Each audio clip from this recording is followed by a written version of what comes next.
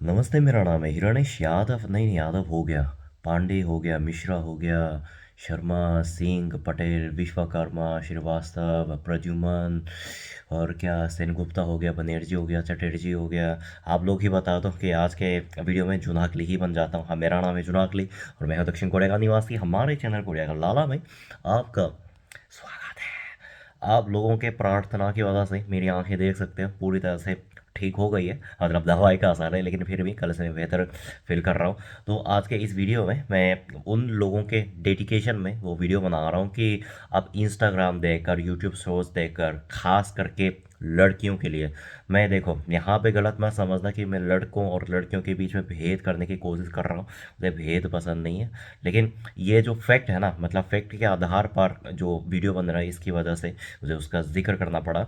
यानी कि कई लोगों को ऐसा लगता है कि यूट्यूब शॉर्ट्स देखकर, इंस्टाग्राम रील्स देखकर, पता नहीं कहीं कहीं से क्या क्या देखकर कि कोरिया में जो लोग रहते हैं, यानी कि जो दीदी लोग रहते हैं, शायद उनसे बड़े होंगे, जो लगते हैं उनकी लाइफ कितनी आलीशान है, कोरियन लड़कों के साथ घूमती है, डांस बार में जाती है, यहाँ वहाँ जाती है, रेस्टोरेंट में जाती है, तो मेरी लाइफ देखो। तो एक्चुअली आज के इस वीडियो में मैं एक एक फैक्ट बताने वाला हूँ, एक एक वजह बताने वाला हूँ कि तुम लोगों को डिप्रेस होने की कतई ज़रूरत नहीं है। और एक्चुअली जो ये सोच के डिप्रेस हो रहे हो ना कि मेरी लाइफ कोरिया में नहीं है, और फिर जो कोरिया में जो मेरे जो क्या बोलते हैं दीदी लोग, अन्नी लोग रह रहे हैं, उनकी लाइफ कितनी पिंकी पिंकी है, उनके सारा वहम तोड़ने वाला हूँ। तो आओ यार, शुरू करते हैं बिना किसी ब्लैक बक के।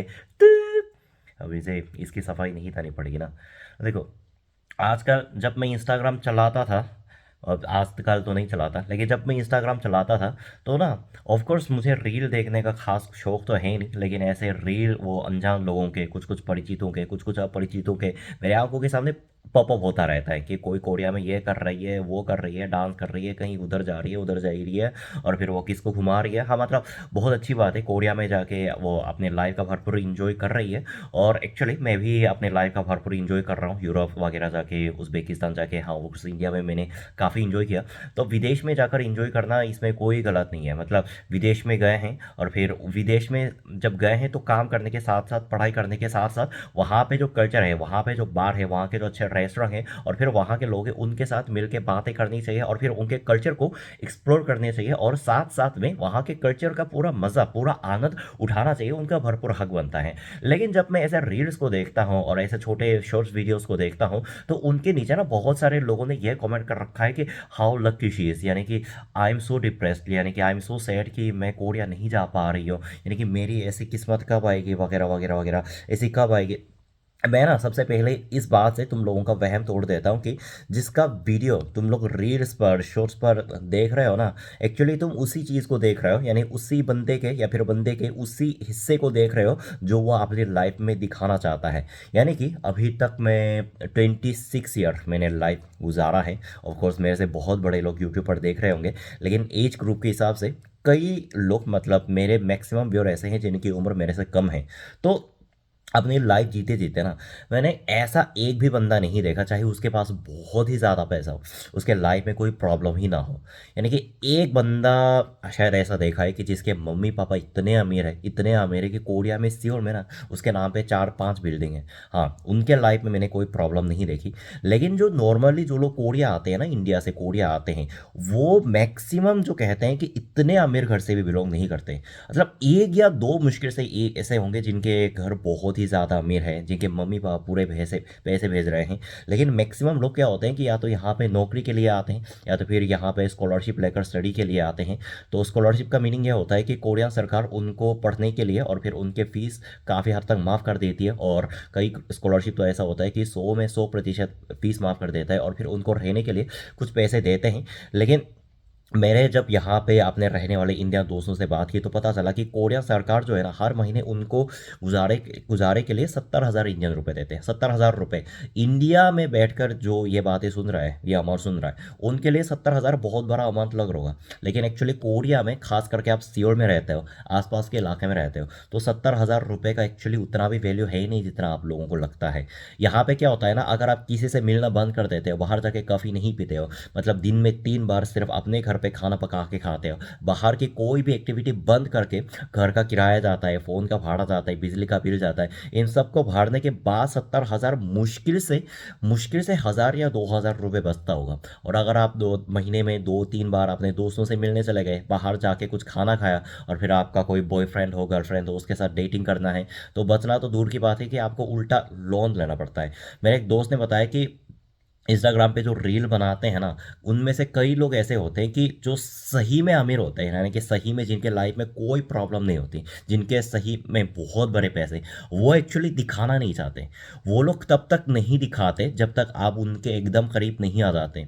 लेकिन इंस्टाग्राम पे कई लोग ये रील दिखाते हैं कि उनके लाइफ कितनी खुश है, वो लोग कोरिया में कितना अच्छा कर रहे हैं, बहुत अच्छी बात है।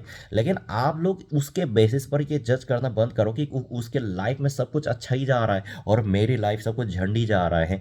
आपको क्या पता कि वो ऐसे बस दिखाना चाहते हो, यानी कि उसके लाइफ के सबसे खूबसूरत पल है। सबके लाइफ में सबसे खूबसूरत पल होता है और सबसे बुरा पल भी होता है।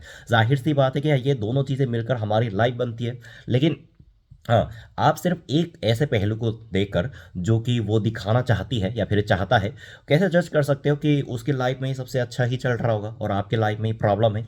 और दूसरी बात जिसके बारे में मैं बताना चाहता था, पहले से बताना चाहता था, कि विदेश में जाकर रहना हमेशा आपके कल्पने की तरह अच्छा नहीं होता। जो कमेंट में ये ज़रूर कमेंट करके बता देना कि जो विदेश रह कर आए हैं, चाहे अमेरिका हो, कोरिया हो, कहीं पर भी रह के आए हैं, एक्चुअली क्या होता है ना कि विदेशी जाने से पहले हमारा दिल व दिमाग एकदम ख्यालों से भरा होता है। मेरा भी था और आप लोगों का भी होगा। कमेंट से ही लगता है कि उन लोगों ने ना कोरिया को एक तरफ से मतलब हबी लैंड बना के रखा है, कि एकदम सपनों की दुनिया बना के रखी है। एक्चुअली मैं एक बात ये बताना चाहता हूँ कि हमारा देश भी ना इंडिया की तरह बस एक देश है, यहाँ पे लोगों की ज़िंदगी चलती है। इंडिया में जैसे लोग मेहनत करके गुजारा करते हैं, यहाँ पे भी लोग मेहनत करके गुजारा करते हैं। जैसे गरीब लोग अमीर लोग हर देश में पाए जाते हैं, वैसे भी कोरिया में भी अमीर लोग गरीब लोग पाए जाते हैं। इतनी कोई बड़ी बात नहीं है। जस्ट बिकॉज आप रील देखते हो, ड्रामा देखो, शॉर्ट वीडियो देखते हो कि कोरिया की सड़कें कितनी सुंदर सुंदर है, यहाँ के पेड़ में कितने सारे अच्छे अच्छे फूल खिलते हैं, और फिर यहाँ की लड़कियाँ लड़के वगैरह कितने फैशनेबल है, और कोरिया आते हैं तो मैं उप्पा के साथ घूमूंगी। भाई मैं एक बात बता देता हूँ कि विदेश में रहना जो होता है ना, ये रियलिटी है। आपके ख्याल के हिसाब से यो दुनिया विदेश में रहना आपकी लाइफ नहीं चलता। और ख़ास करके मैं जब इंडिया गया था ना 2016 में, मैं हिंदी पूरा सीख के गया था, यहाँ तक कि गुज्जरों से गाली भी सीख के गया था। फिर भी मतलब मुझे लोगों की बातें पूरी समझ में आती हैं, मेरे दोस्त भी बने, इंडिया का खाना मुझे बहुत अच्छा लगता है। लेकिन अपने देश छोड़कर मतलब इंडिया जैसे दूसरे वातावरण वाले देश में अलग रहना, 1 साल तक अलग, 1 साल तक मैं अकेले रहा हूँ। अकेले रहना, अलग रहना, अपने मम्मी पापा से दूर, अपने देश से दूर, अपने कल्चर से दूर, ये एक्चुअली क्या होता है ना कि बहुत सारे लोग इस बात को सहन नहीं कर पाते। बहुत सारे लोग रोते हैं, डिप्रेशन में चले जाते हैं, या फिर जिस मकसद के लिए आए हैं, पढ़ाई के लिए आए हैं, नौकरी के लिए आए हैं, उसको भूल जाते हैं। मैंने कुछ कुछ लोगों को ऐसे देखा कि जो मतलब आए तो दूसरे मकसद के लिए थे, लेकिन अपना रास्ता भूल गए, अलग दिशा में चले गए। क्योंकि क्या होता है ना कि आप जिस देश में जाते हो ना, यानी कि जिस नए देश में जाते हो, सबसे पहली बात तो वहाँ की भाषा से आप परिचित नहीं होते। दूसरी बात, वहाँ के लोग आपको नहीं जानते और ना ही आप वहाँ के लोगों को जानते हो।